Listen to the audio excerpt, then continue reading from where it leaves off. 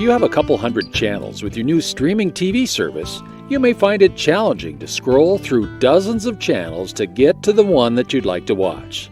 So just like your old school remote control, you can enter a channel number with your Amazon remote to get right to the channel that you want to watch without scrolling. And here is how you do it.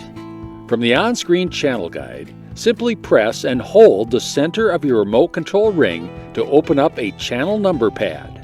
From here, pressing up, down, left, or right on your remote ring, select a number and press the center on your remote ring until you have entered your favorite channel number.